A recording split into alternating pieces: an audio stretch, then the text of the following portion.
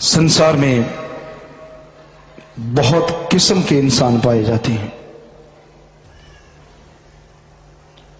कोई ऐसा होता है अल्लाह मालिक को जानता ही नहीं, नास्तिक, मानता ही नहीं। कोई ऐसा होता है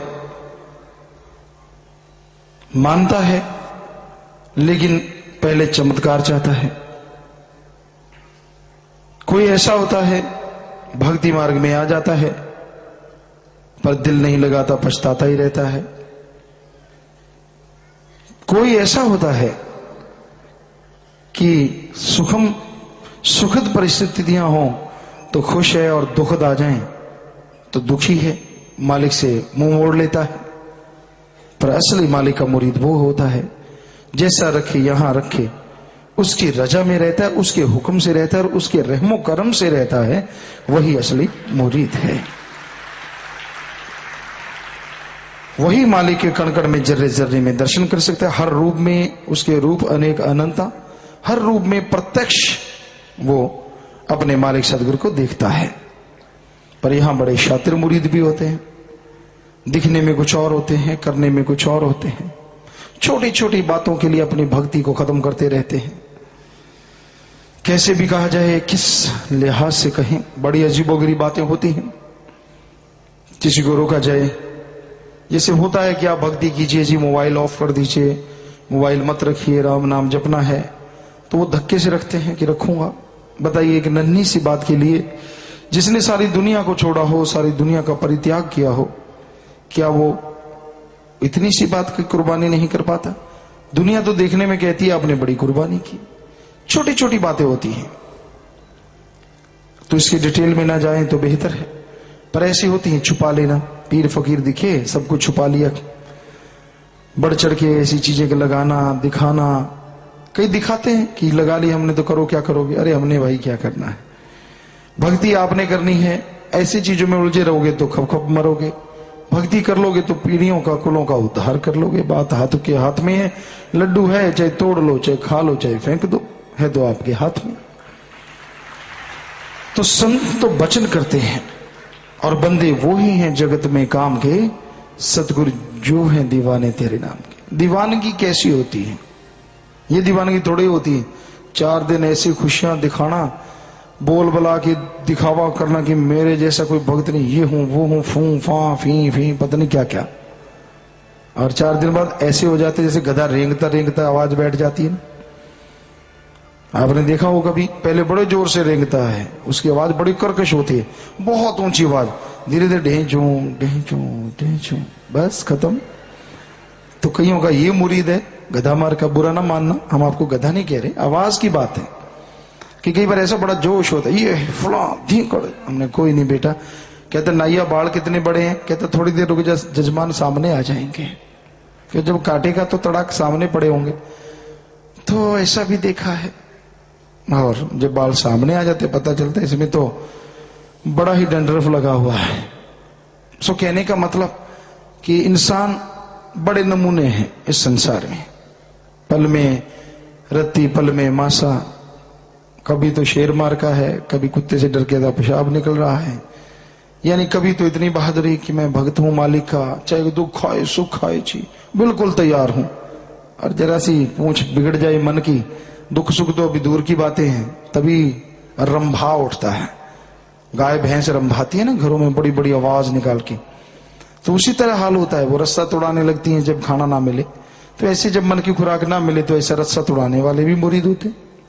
क्या क्या बताएं आपको, बड़ी किस्में होती हैं लोगों की।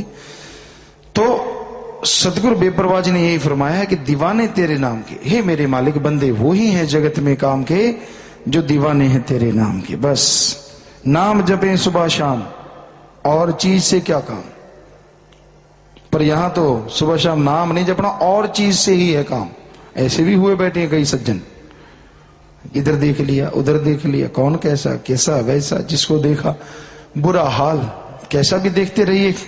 पर बेपरवाह परमपिता शास्त्राम जी महाराज के ये वचन, नाम जपें सुबह शाम, और चीज से क्या काम, एक श्वास भी हराम, आवे गुरु के नाकाम। वाह, क्या एक मुरीद की परिभाषा बताए सच्चे मुर्शिद कामिल ने। वाकई ऐसा ही होना चाहिए। कहते एक मुरीद मुर्दा होता है, दूसरा कहता मुर्दा है तो चलेगा कैसे, कहता सतगुरु के इशारे पे। एक मुर्दे को पकड़ो, पकड़ने वाला हाथ इधर फेंक दे तो इधर है, सिर इधर लटका दिया इधर है, यानी उसके बस में होता है। कहता मैं तो ऐसा मुर्दा हो जाऊं, कहता फिर चलेगा कैसे, कहता सतगुरु जिधर इशारा दे उधर ही चलता जाऊं, मेरी कोई इच्छा ही ना हो, बात ही खत्म। तो वाकई मुरीद की तो परिभाषा यही है जो बेपरवाह जी ने फरमाया है, मन दे दिया तो फिर क्यों, किंतु परंतु ये नहीं वो नहीं फलानी धिकड़ नहीं, गलतियां निकालते रहते हैं। जैसे आपको बताया था अमलियों ने निकाली थी, खुद के मुंह पे पड़ती रहती हैं, फिर नहीं हटते, फिर थोड़ी देर बाद फिर शुरू हो जाते। तो सतगुरु ने है तरस कमाया, जठर अगन से कैसे बचाया, 84 का सरदार बनाया। पर कदर बंदे ने ना जानी, मैं कौन हूं ना जात पहचानी, बन बैठा भंगन ना बने रानी। सतगुरु मौला रानी बनाते हैं, नाम जप सुमरन कर, मालिक से प्यार कर, तो रानी महारानी बन गई तेरी जीवात्मा। पर बन बैठा भंगन से मतलब कि एक कर्म जिसका नाम रखा गया, कूड़ा करकट ढोना, और यहां अगर शब्दों कहें तो भोग विलास, दुनियादारी, जी ललचाता है। जिनकी शादी हो गई, चित्तर परेड होती, कहते यार सब कुछ छोड़ छाड़ के साधु बने होते, ऊंट की पूंछ की तरह होते, यहां मर्जी सोली है, लंडा चिड़ा पहाड़ों का साथी, बड़ा ही मजा आता, सतगुरु के गुण गाते, हाँ जहां मर्जी लेट जाया करते, बड़ा मजा। लेकिन जो सब त्यागी है उसकी भी लारे टपक टपक जब यहां हार पड़ते हैं या कुछ और होता है, क्या इमेज होता है उनका, अपने आप को उस रूप में देखते हैं, मैं ऐसा होता मैं वैसा होता। सो चलो छोड़िए क्या क्या गिनाए, कोई बता गया होगा हमें, क्योंकि बहुतों के अंदर यही होता है कि पिताजी को कोई बता देता है फिर व्याख्या हो जाती है। तो ये तो दिल के अंदर की बात होती है ना, हो सकता है ये भी कोई बताता हो, है बताने वाला। हम कब झूठ बोलते हैं, हमारा तो सतगुरु शास्त्र नामदाता रहबर है जो हर चीज बताता है। हम झूठ थोड़ी ना कहते हैं, स्टेज पे झूठ कैसे बोला जा सकता है कि वही सब कुछ बताता है, पर आपकी निगाह में कोई और बताता है, हमारी निगाह में हमारा यार दास अल्लाह मालिक दाता रहबर बताता है। कहां आपकी यारी है, कहां आपने दांव पेंच लड़ा रखे हैं, क्या क्या आपका चलता रहता है, क्या क्या जिंदगी में हो रहा है। तो समाज में ऐसा चलता है, तो तभी बेपरवाह जी ने ये भजन लिखा है, बन बैठा भंगन ना बनिया रानी। सतगुरु ने तो बहुत कोशिश की, रानी बन जा उस मालिक की, बट रानी बन जा, दया में रहमत को लूट ले हे जीवात्मा। पर कहता ना, झाड़ू लेके मैं तो भाई टट्टी पेशाब ही साफ करूंगा, करता रहे भाई, दुखी होता रहेगा और आगे भी दुखी रहेगा। अभी भी होश पूंजी संभाल, दुनिया की कोई चीज जाए ना नाल, काल पट्टू मूछे तुझे आता नहीं ख्याल। अब बहनें कहती होंगी हमारी क्या पट्टेगा, आज का युग थोड़ा परिवर्तन हो गया है, हार्मोन्स चेंज हो गए, बहनों की भी आई पड़ी है मूछे दाढ़ी। ये अलग बात है कि लोग थ्रेडिंग करवा लेते हैं या कुछ ऐसा सुनने में आया, वैसे हम किसी का मजाक नहीं उड़ाते, पर सुनने में आया कि ऐसा मूछे दाढ़ी आ जाती है, अगर ना वो करवाएं, रंग सा होता है एक ब्लीच पता नहीं क्या अड़ंगा, या फिर कुछ वो धागे से चढ़वड़ होती है कुछ, अगर वो ना करे तो बराबर दाढ़ियां इधर भी हो। ऐसा कलयुग है, कलयुग इसी के नाम है। तो मूछे पट देगा वो, तो वो जो दिखते नहीं ना पीले रंग से, वो भी पट लेगा वो। तो कहने का मतलब काल पट्टू मूछे तुझे आता नहीं ख्याल। और यहां वाले बाल या आंखों के पास हमने देखा था, हम टूर्नामेंट खेलने गए थे, तब का हमें मालूम है, ये 1982-84 या ऐसी बात रही होगी। तो हमारे साथी थे, कहने लगे भी हम तो थ्रेडिंग करवाएंगे। हमने कहा वो क्या डंगा है, कहते आजा। हमने कहा ना हम तो पंगा नहीं लेते, कि हमने कहा पहले आप करो, हम देखते हैं। हम बैठ के सीट में कटिंग वगैरह तो करवाते थे सब लोग। तो वो उसने धागा सा लिया और उसकी आंख के पास करे, जैसे चढ़, नाक से पानी, आंखों से पानी, बुरा हाल। हमने कहा यही लेना तो मिर्ची सूंघ लेता, मुंह लाल लाल हो गया, बीच फुंसियां वगैरह हो गई, पता नहीं एलर्जी होगी। तो ऐसा माता बहनों को आदत होती है, पता नहीं मोम माम से, पता नहीं क्या है, लटरम पटरम बड़ा कुछ है। सो कहने का मतलब हमारा ये नहीं है कि आप ये क्यों करते हैं, करो करो, बल्कि वरना तो आदमी औरतों में पता ही नहीं चलेगा। तो कहने का मतलब जब वो धागा खींचते हैं या उखाड़ते हैं, कोई लुक लक डाल के पता नहीं क्या डालते हैं, तो उससे कहते हैं दर्द बड़ा होता है। क्योंकि हमने अपने आंखों के सामने देखा, आंखों से आंसू आ रहे थे, नाक से पानी यूं बह रहा था जैसे मटका फूटा हो, तो बड़ा अजीब लगा। तो तभी शायद बेपरवाह ने यहाँ पे लिखा है कि काल पट्टू मूछे, मूछे उखाड़ने में दर्द भी बड़ा होता है। बहुत दर्द होता है कि इतना दर्द होगा वो धीरे धीरे खींचेगा, छोड़ दिया खींच लिया, छोड़ दिया खींच लिया। झटके से उखाड़ो तो दर्द नहीं होता। तो तुझे ख्याल क्यों नहीं आता? क्यों मन के ख्यालों में खोया हुआ है? क्यों अहंकार में घोड़े चढ़ा हुआ है? जिंदगी का मकसद बना अपने मालिक शब्द गुरु तू जप ले प्यारे, शास्त्र नाम जी रोज पुकारे। सच्चे दाता रहबर कहते हैं जप ले नाम शब्द जो तुझे मिला गुरु मंत्र। क्यों चुगली निंदा बुराइयां गंदगी? अरे सुअर बन के तेरे को चैन नहीं है, आप दोबारा सुअर बन रहा आदमी होते हुए भी।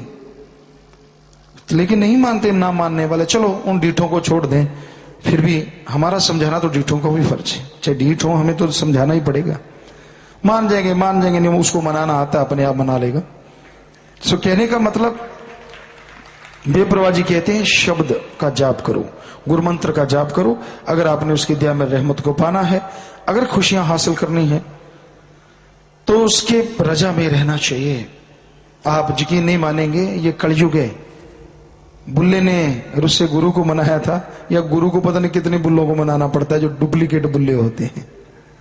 क्योंकि असली बुल्ला तो कभी रूठता नहीं, वो तो सतगुरु की डर से रहता है कि तू ना रुस्सी सतगुरु प्यारे रुस जे पावे सारी दुनिया। वो तो ये कहता है, लेकिन यहाँ ऐसे भी होते हैं जो पूंछ टेढ़ी करी, बस ये है वो है फलां है, धिंकड़ तकरार करना, ये करना वो करना। तो फकीरों का काम है समझाना, लेकिन एक हद होती है, एक सीमा होती है। उसके बाद गुरु भी कहता है ठीक है आगे तो तेरी संभाल होगी और सजा भी होगी, यहाँ कर रहे जो करना है, तेरा दिल कहता करके देख ले। समझाने से बाज नहीं आता, डराने से बाज नहीं आता। भोग ले नरक, जब भोगेगा तड़फेगा शायद बाज आ जाए, फिर आना ना आना।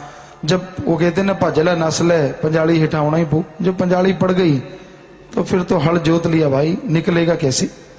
तो सतगुरु पीर फकीर के वचनों को मानना चाहिए, वो आदमी के लिए सुखदायी होता है। और यही बेपरवाह जी कहते बंदे वो ही हैं जगत में काम के, सतगुरु जो हैं दीवाने तेरे नाम के। सतगुरु के मामले में कोई अकल बुद्धि चतुराई का काम नहीं।